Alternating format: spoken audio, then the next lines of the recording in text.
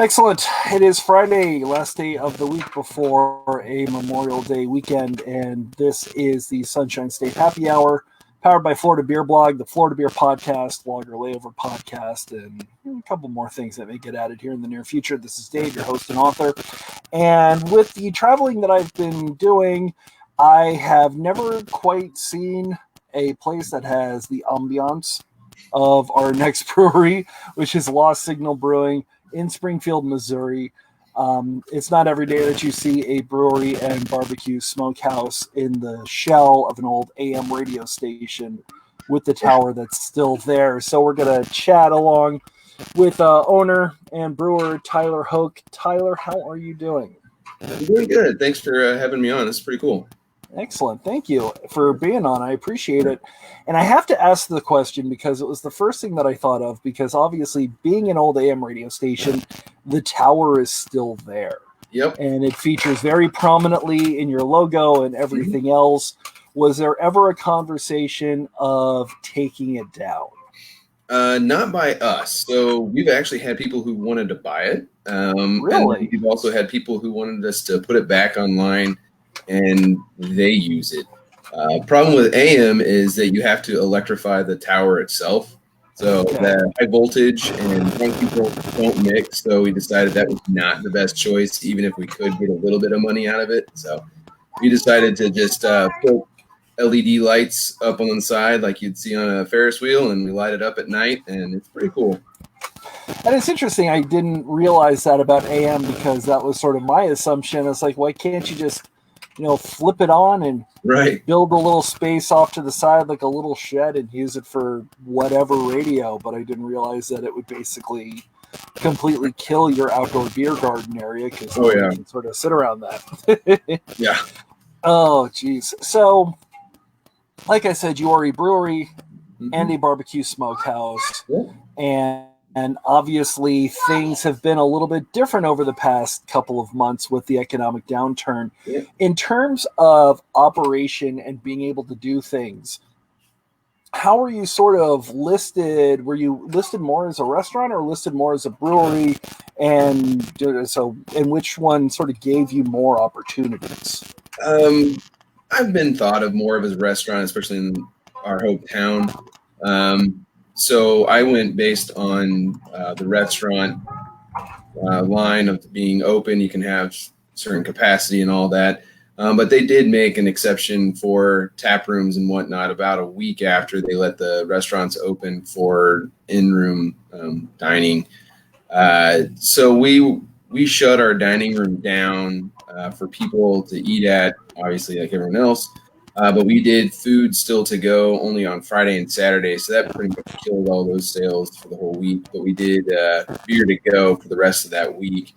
But we recently have opened up food and in dining for lunch and dinner Wednesdays through Saturdays.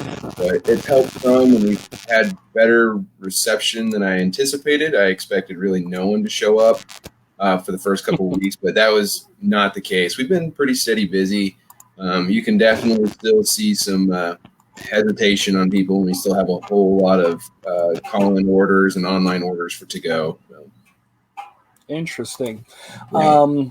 It's interesting that you only did the food a couple days a week, but the beer was most of the time.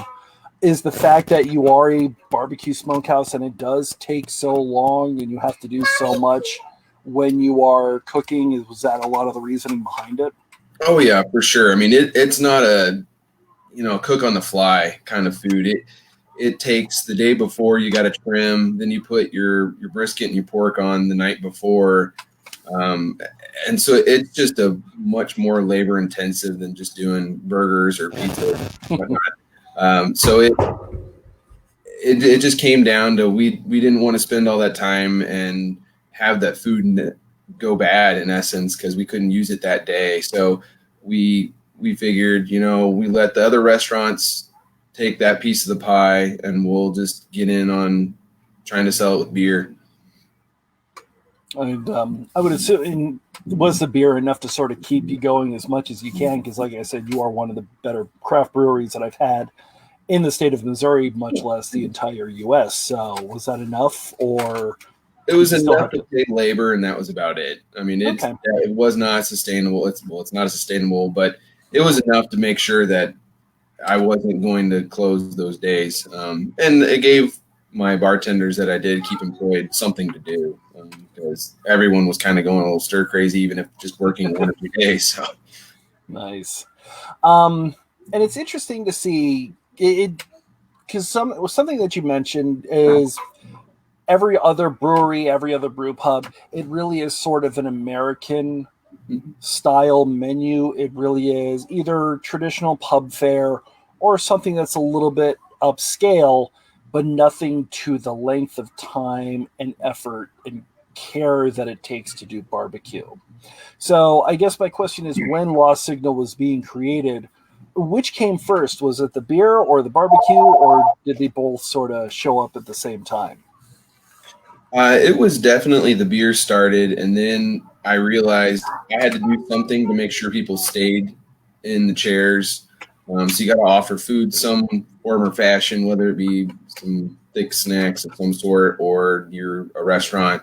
My dad was and still does do barbecue competitions, and so just said he could do the barbecue, and so that's what happens. We just kind of tag teamed it, and he does the barbecue every morning, and I do the beer and running of the business. Awesome. So in Yeah. terms of the beer, what do you have for us today? What are you Right consuming? now, I'm drinking our Smoke Con Porter. It's our uh, probably most well-known beer that we do. I've had it since the beginning, and I'm drinking the nitro version of it. Oh, beautiful. So, That's going to be that's amazing. only available in the pub and a few restaurants around town. So. Okay. So you are able to distribute a little bit. Yeah, so our distribution's pretty Well, much yeah. dead. 'Cause we do just kegs right now to bars and restaurants in the surrounding counties. We go through a distributor. Don't do a whole lot, and it's not really meant to make money. It's more of a marketing ploy for us, just to get Okay. our name out and to get people to enjoy Lost Signal if they live on the south side and they don't want to travel downtown. Because even though Springfield's small, people complain about driving 4 miles. Uh, it's a, It's not a big city. no, not There's at no all. reason. Uh, but it gets also you're down in Branson, so you've been down there, and there's a lot of Hmm. tourism down there, and people if they go down there for a vacation, they don't necessarily want to drive to Springfield because they might not have anything to do here. So it's just a way for them to enjoy our beer as well. Gotcha. That is funny. I um I am actually going to put you on pause for just 1 second. I'll be right back.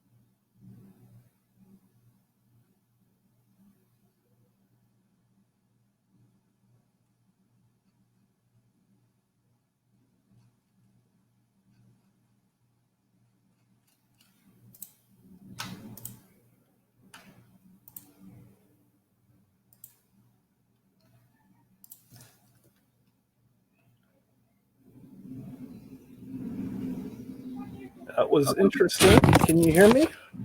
Yeah.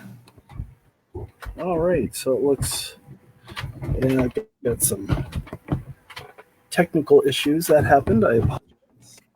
No worries. Oh, geez. So now we were talking about the barbecue and the reason why we can't have just immediately popping up food just like everybody else does. It kind of leads into a good question about the rest of the beer scene in Springfield, because there are so many, some of varying size. How is kind of everybody doing as a whole? Is there a lot of concern with what's happening and what hasn't happened, as the case may be? Each brewery kind of took their own stance on how to open and how to be open. It seemed like, I mean, we've got 9 breweries and there was 9 different hours of operation for everyone. Everyone kind of did it the best of their ability, what worked for them. One of the larger breweries, Springfield Brewing Company, they're also a restaurant. They shut down completely and they only did beer pickup on Friday, and that was it. And you had to do online ordering, but they have a large staff of people, and they just didn't see, keeping some around. They just rather furloughed everyone. That way they can get unemployment, I guess. I'm not sure on how exactly that worked, but for their model, it worked the best for them. But then there were some other ones that were open every single day still, just for beer to go. It seemed like not this situation helped anyone, but it definitely made people more aware of the number of local breweries we have. And it seemed like there was a lot of camaraderie around the town to go to shop small. A lot of local restaurants and a lot of the local breweries, we all seem to get a lot of foot traffic and a lot of talking about from people who wouldn't normally talk about us. Interesting. So it seems like the Springfield community really sort of showed up in force in a good way. Both. Yeah. Sure. Is there a lot of pressure from the community to be opening sooner rather than later, or are they sort of backing off a little bit? We're going through phases. We're starting phase 2, I think is what they call it, today or tomorrow. There was some push from phase 1, just allowing restaurants to open and the essential businesses that we have a Springfield craft beer collective. All the breweries are involved in. We actually wrote a letter to the mayor, just kind of talking about how we feel that the tap rooms of the breweries shouldn't be thought of as bars and shouldn't still be shut down, but rather allow patrons in. And they came back and they switched it to where tap rooms were allowed to open to occupancy of 25%, max of 25 people, I think it was. And there's a lot of people around this area that really want it just to open up. But at the same, I think Springfield's pretty split 50-50, with a lot of people want it open now and a lot of people want it all shut down still for a while. Gotcha. And it seems kind of interesting that it seems Springfield is sort of a slightly more liberal enclave in a very conservative area. So I've always been interested in how those sort of mesh with each other. In terms of the mayor, obviously you all sort of went to them. Has the mayorship and the government within Springfield, have they always been very accepting to the breweries and understanding kind of the difference between what a brewery does and what a bar does? Yeah, I mean, the city's been pretty accepting of breweries. They were, usually when people talk about opening a brewery, one of the hardest things is the local government, just all the red tape. And there really wasn't a lot of red tape for opening in Springfield. They were pretty arms open. So it was nice. Very lucky about that. Oh, for sure. Now it's the state. On the other hand, they just have all their different licenses you have to get. But the state actually was pretty open as well. But yeah, I'd say our local government is very understands what breweries can do and bring in, and are very accepting of us. Interesting, which is great to hear, obviously. Yeah, absolutely. Now, one of the things that was interesting, talking about the 25% opening and the 50% opening, we've spoken with other breweries, and the number is good when you just read the number, but when it comes to actually enforcing it, a lot of it has to do with the structure of the building. And with Lost Signal, especially inside, there is a lot of seating, but it's very thin and very narrow. Um, is that a little bit more difficult inside versus the outside sort of beer garden?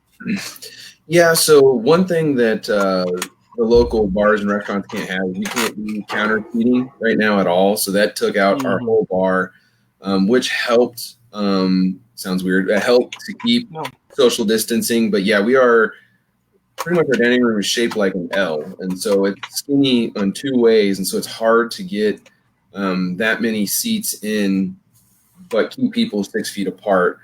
We were able to do it by removing just the chairs from tables, every other table, and that people have seemed to follow along and walked in and pretty much understood exactly what we were trying to do and just sat down at tables with chairs rather than try and move chairs around.